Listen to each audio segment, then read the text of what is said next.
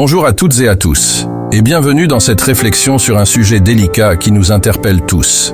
Donner ou ne pas donner aux mendiants? La question de donner ou de ne pas donner aux mendiants représente un dilemme éthique et moral profondément enraciné dans notre quotidien, que ce soit lors de nos trajets urbains, au détour d'une rue, ou même attablé à la terrasse d'un café. Chaque fois que l'on se retrouve face à une personne tendant la main, une multitude de questions complexes émergent. Quelle est la posture éthique appropriée à adopter? Et que symbolise réellement ce geste de générosité? Ou au contraire, l'absence de celui-ci? Cette réflexion vise à explorer les multiples facettes de ce dilemme, en alliant considérations morales, sociopolitiques et pragmatiques.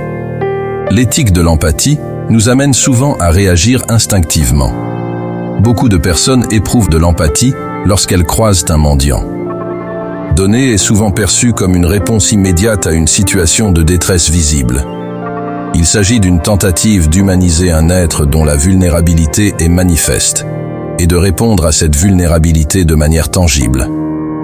En d'autres termes, offrir une pièce, un billet ou même un repas permet d'apporter un soulagement immédiat, bien que temporaire, à une souffrance directe. Cependant, la dimension du don dépasse l'aspect monétaire. Offrir, c'est aussi transmettre une reconnaissance de l'autre, en tant qu'être humain, par le biais d'un regard, d'un sourire ou d'une parole bienveillante. Les témoignages de personnes en situation de précarité soulignent souvent que l'indifférence sociale est l'une des formes les plus douloureuses de rejet.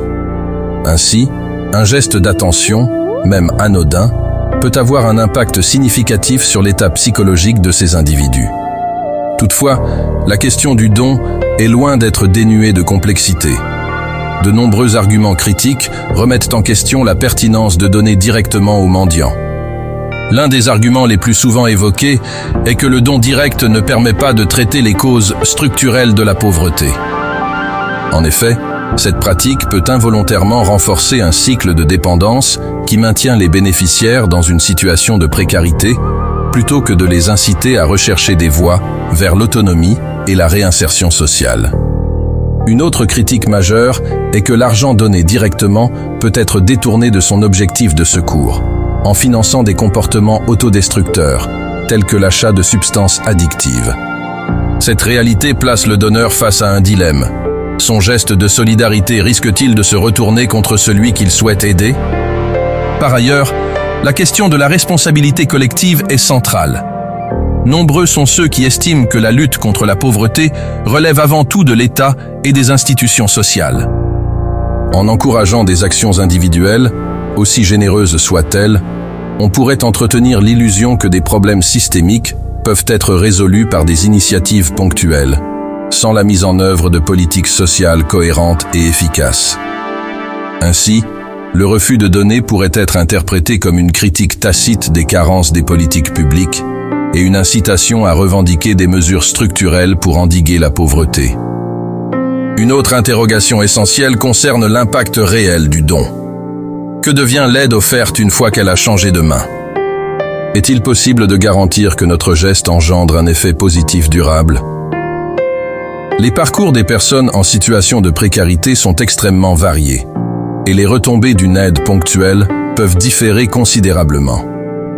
Pour certains, un don est une bouée de sauvetage qui permet de manger ou de passer une nuit à l'abri. Pour d'autres, l'effet est minime et ne fait que prolonger une existence marquée par la survie quotidienne. Face à cette incertitude, il est pertinent de considérer des alternatives aux dons directs. Soutenir des associations et des ONG spécialisées permet d'adopter une approche plus globale et mieux organisée de la lutte contre la pauvreté. Ces organismes possèdent les ressources et les compétences nécessaires pour traiter les causes profondes de la précarité, que ce soit par la distribution de biens de première nécessité, la mise à disposition de centres d'hébergement ou la mise en œuvre de programmes de réinsertion. En apportant un soutien financier ou en devenant bénévole au sein de ces structures, il est possible de contribuer de manière plus durable et systémique à la résolution de la pauvreté. Le dilemme du don se situe à l'intersection de deux dynamiques, l'empathie immédiate et le pragmatisme à long terme.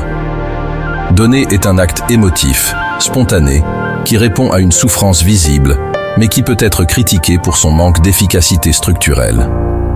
Refuser de donner, à l'inverse, peut être perçu comme une position rationnelle, cherchant à inciter des solutions plus profondes, mais qui exige de faire face à la détresse d'autrui sans agir directement. Certains adoptent une approche intermédiaire. Au lieu de donner de l'argent, ils choisissent de donner de la nourriture, des vêtements ou des tickets de transport. D'autres préfèrent orienter les mendiants vers des associations qui peuvent les aider de manière plus soutenue.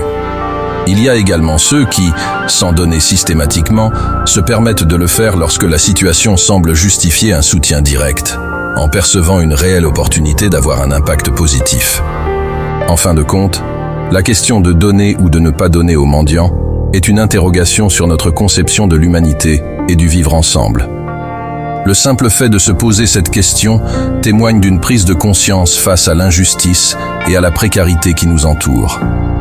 Cela reflète un désir de ne pas rester passif face à la souffrance, mais également une volonté d'agir en cohérence avec nos valeurs profondes.